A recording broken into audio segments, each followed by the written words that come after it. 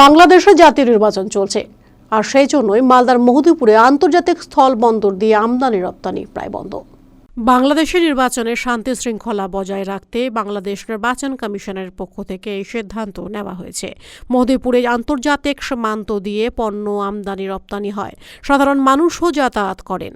তবে 2 দিন ধরে বন্ধ রয়েছে এই স্থলবন্দর। মহদীপুর স্থলবন্দরে কড়া পাহারা দিচ্ছেন ভারতীয় সীমান্তরক্ষী বাহিনীর জওয়ানেরা। সোমবার থেকে আবারও স্বাভাবিক হবে বন্দর, শুরু হবে আমদানি রপ্তানি, স্বাভাবিক হবে জনজীবন। আমাদের এক্সপোর্ট ইম্পোর্ট আজকে সবই বন্ধ আছে, যেহেতু বাংলাদেশে ভোট হচ্ছে।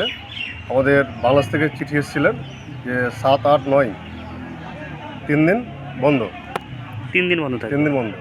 এই বন্ধ হওয়ার কারণে আমাদের ভারতের ডলার অর্থনৈতিক অবস্থা খারাপের দিকে। যদি বন্ধ না থাকতো তাহলে আমাদের ডলার অর্থনৈতিক অবস্থা একটু ভালো হতো। আপনারা এক্সপোর্টার হিসাবে কি চাইছেন? আমাদের এক্সপোর্টার হিসাবে বাংলাদেশে যেহেতু ভোট আছে, যে সরকারি আসুক না কেন, বাংলাদেশের সাথে আমাদের সম্পর্ক ভালো এবং ভাই ভাই মতো সম্পর্ক। আমাদের যে সরকারি আসুক না কেন, আশা করি আমাদের বিজনেস ভালো হবে। মালদা টুডে।